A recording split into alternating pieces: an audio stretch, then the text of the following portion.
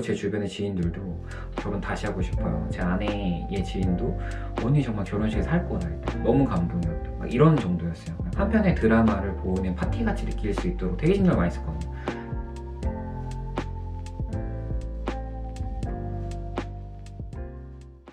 안녕하세요. 오늘도 시쓰는 남편입니다. 오늘은 결혼할 때 미리 생각해보고 준비해보면 좋을 것들에 대해서 한번 떠들어 보려고 합니다. 제 주변에도 이제 결혼을 내년에 앞둔 분들도 있고, 실제로 딱 지금 결혼을 준비하기 좋은 계절이거든요. 제가 3년 전에 결혼을 했어요. 22년 10월에 결혼했는데, 그때 당시는 되게 정신없이 막 우당탕탕 뭐가 지나간 것 같지만, 그래도 게을리지 하지 않고 성실하게 아내랑 같이 꼼꼼하게 좀 준비를 했거든요. 그러다 보니까 정신없이 지나갔고, 이미 3년 뒤의 얘기, 3년 전의 얘기지만 요 얘기가 지금 결혼을 준비하는 분들에게도 도움이 될 것 같아서 한번 저도 그 시절을 떠올려 보면서 수다 한번 떨어 볼게요. 첫 번째는 예식장이에요. 첫 번째라고 해놓고 이 손가락이 되게 늦게 나왔네요. 예식장인데, 요즘은 아무리 저희가 결혼하는 인구가 줄어들었다고 한들 결혼 시즌은 또 몰리게 돼 있거든요. 날이 또 이렇게 좋고 이러면. 그러니까 제가 결혼할 때에 비해서 예식장의 금액이 정말 막 몇 배로 확 뛰었다고 하더라고요. 예식장을 고를 때 이게 막 부부 사이 너무 바쁘고 정신없이 가다가 보통 주말에 갈 수 있는데, 체크리스트를 미리 만들어 놓고 온라인으로 충분히 조사해 놓고, 그리고 표준 가격이 어느 정도 되는지 조사를 해놓고 나름대로 예식장을 고를 때 가치 기준을 정해놓고 가는 게 훨씬 좋아요. 안 그러면 예식장 가면 그냥 예식장의 어떤 조명이나 이런 것들, 그 분위기 보고 와 좋다 그냥 이러고 고를 수도 있거든요. 기준 없이 고르는 것보다는 기준이 있는 게 훨씬 좋아요. 저희 부부는 예식장을 고를 때 이게 우리의 잔치긴 하지만 우리를 위해서 양가 부모님이 초청한 어르신들, 신랑 신부의 부모님이 신랑 신부의 지인들이 오는 거예요. 그러니까 엄청난 하객분들이 우리를 위해서 전국에서 오는 거거든요. 그러니까 일단은 위치적으로 역에서 가깝냐에 대한 것들, 우리 부부는 예식장을 선점했을 때, 예약했을 때 대중교통으로도 가보고 차로도 가봤어요. 그래서 불편함이 있는지 없는지를 좀 미리 살펴봤어요.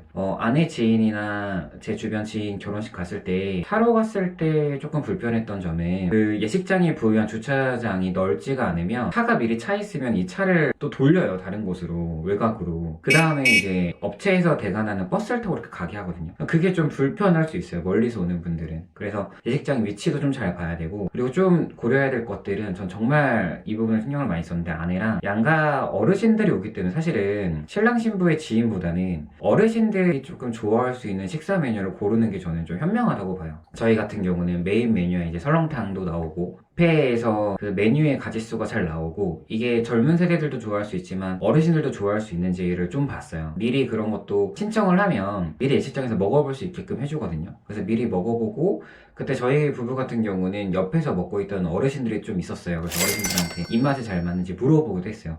저희가 결혼식 끝났을 때는 예식장의 음식 너무 다 만족하고 잘 먹었다고 이런 평을 실제로 들었었어요. 그리고 세 번째는 단독 콜이었어요. 전에 다른 사람들 결혼식 다니고 이럴 때 좀 불편했던 점은, 이게 30분 단위로 예식이 진행되거나 1시간 단위로 진행되면 여러 그 손님들이 섞여 있어요. 그러니까 정신이 좀 없게 느낄 수 있거든요. 저랑 아내 같은 경우는 좀 단독 콜이어서 온전히 우리 손님들만 그 장소에 머무르게 해서 온전히 정말 우리의 잔치가 될 수 있게끔 하는 부분에 신경을 되게 많이 썼어요.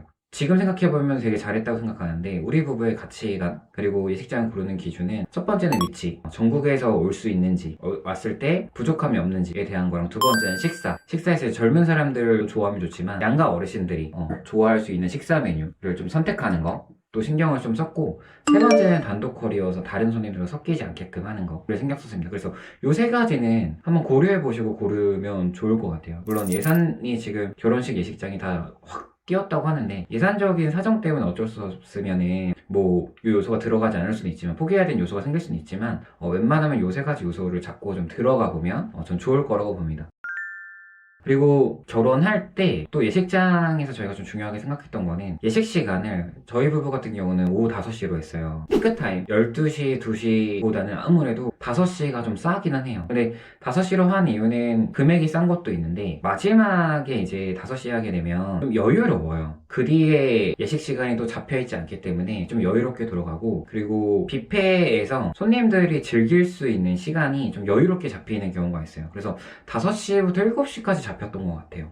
정말 파티처럼 즐길 수 있고, 그리고 다음 예시까지 신경을 안 써도 되는 문제이기 때문에 사회자분이랑 식순 구성하고 이럴 때 좀 한편의 드라마가 될 수 있게끔 여유 있게 구성을 했던 부분이 있는 것 같아요. 또 하나 요거는 좀 센스인데 계속해서 제가 이 결혼식이 좀 파티가 될 수 있는, 우리의 파티기도 하지만 오시는 하객분들도 파티가 될 수 있게끔 하는 걸 신경을 많이 썼다 그랬잖아요. 그래서 저희는 그 포토부스 같은 것도 설치해서 미리 오시는 분들이 거기서 사진을 좀 남길 수 있게끔 했어요. 왜냐면 결혼식에 오시는 분들이 대부분 이쁘고 멋있게 입고 온단 말이에요. 근데 물론 휴대폰으로 찍을 수 있지만 포토부스 설치해서 그거를 또 프린팅 할 수 있게 해주면 그분들도 또 결혼식을 정말 즐길 수가 있거든요. 그런 소소한 재미들을 신경을 좀 많이 썼던 것 같아요.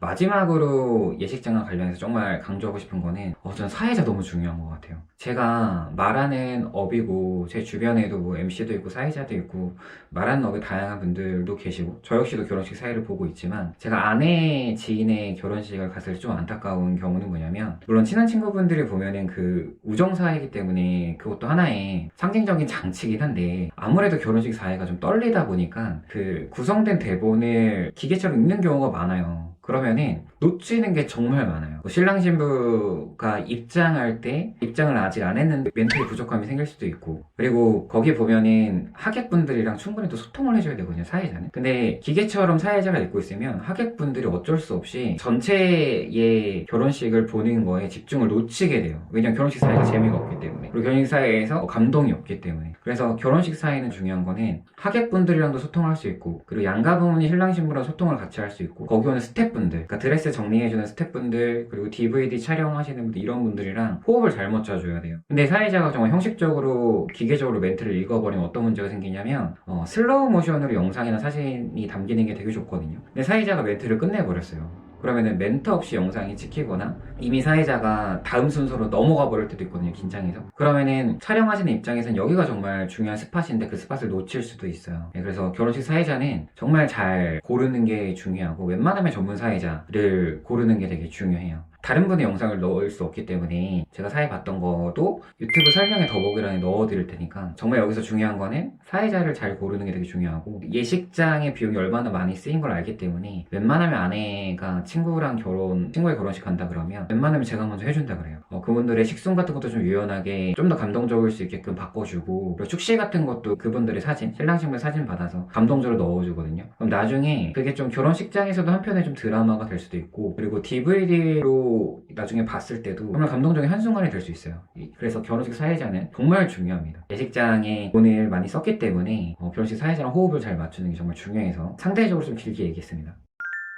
또 하나는 스드메에 대한 부분을 고민을 많이 하실 거예요. 스드메에서 웨딩 컨설턴트를 같이 할 건지 안 할 건지. 근데 이거는 제가 좀 명확하게 말씀드릴 수 있는 게 성향 차이인 것 같아요. 만약에 신랑 신부님의 성향이 두 분 다 좀 수더분하시고 웨딩 컨설턴트 분이 좀 고르시는, 보유하고 계시는 뭐 스튜디오 업체, 드레스 업체, 메이크업 업체 중에서 고른다라고 하면 사실은 웨딩 컨설턴트를 함께 가져가는 게 정말 좋기는 해요. 왜냐면 그만큼 시간과 비용을 아낄 수 있기 때문에.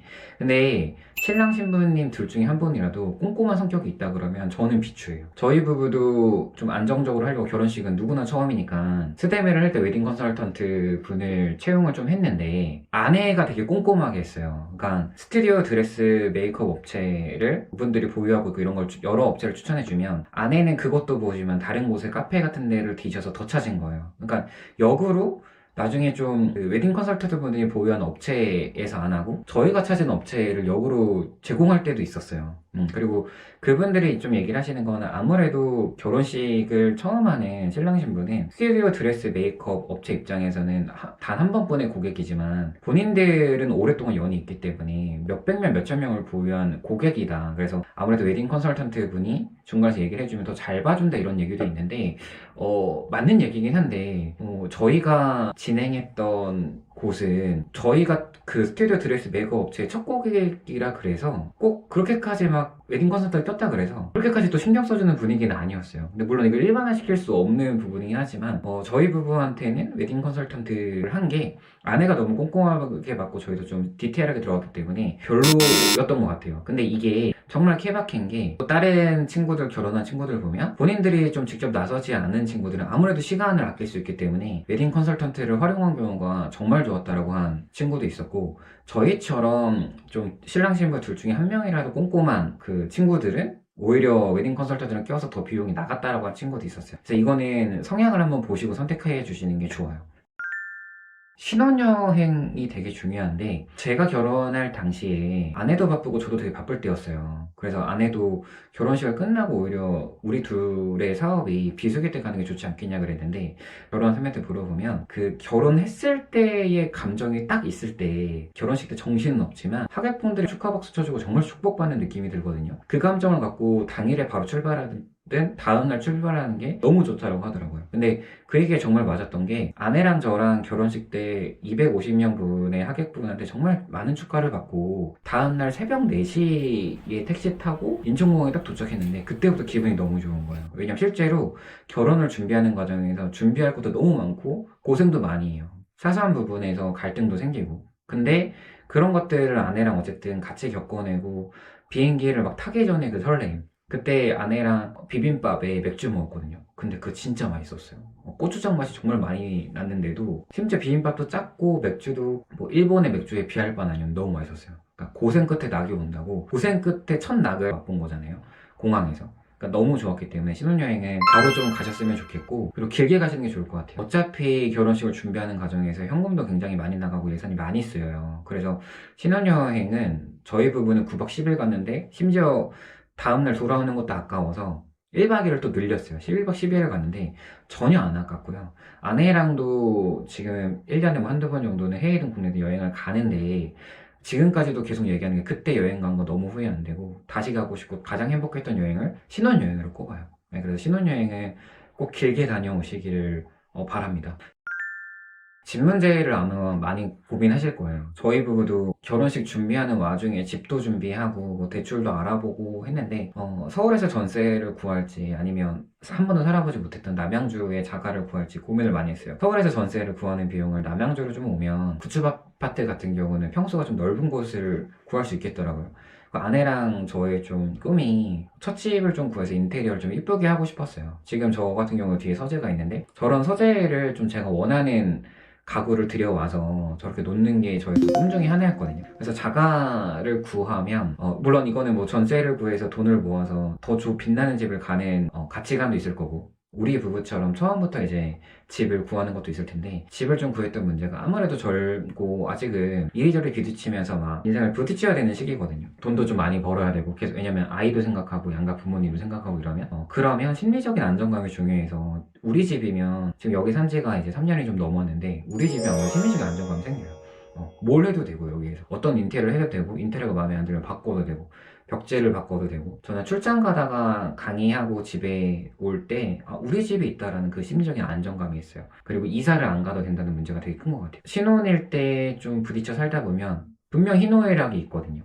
아내 일이 잘 안 풀릴 때도 있고 남편 일이 잘 안 풀릴 때도 있고 근데 부부 공동체이기 때문에 어쨌든 같이 그걸 만든단 말이에요. 그럴 때 아내랑 좀 하는 얘기가 그래도 아무리 힘든 순간이 생겨도 우리가 집이 없는데 차가 없냐 뭐 이런 얘기를 해요. 집이 있고 차가 있는 바탕에서 시작할 수 있다라는 거. 또 지금 인테리어가 마음에 안 들고 살다 보면 마음에 안 드는 것도 분명히 생기거든요. 근데 이걸 바탕으로 해서 저희 더 나아갈 수 있다는 걸 생각할 수 있다는 거가 되게 중요한 것 같아요. 이거는 저의 생각이긴 하지만 좀 심리적인 안정을 원하면 집은 좀 보유를 하는 게 좋지 않을까라는 생각이 있습니다. 뭐 인프라를 살짝 포기하더라도 이건 저의 생각입니다. 저의 생각. 전 부동산 전문가가 아니기 때문에 심리적 안정감만 갖고 얘기를 한 거고 마지막으로 좀 말씀드리고 싶은 거는 결혼을 준비하는 과정에서 정말 바빠요. 1년 내내 결혼 준비를 할 만큼 꼼꼼하게 준비하면 왜냐면 저랑 아내는 계속해서 말씀드리지만 우리만의 파티가 아니라 양가 부모님의 지인들 그리고 부모님 모시는 지인들이랑 우리가 모시는 지인들이 한 편의 드라마를 보는 파티같이 느낄 수 있도록 되게 신경을 많이 썼거든요.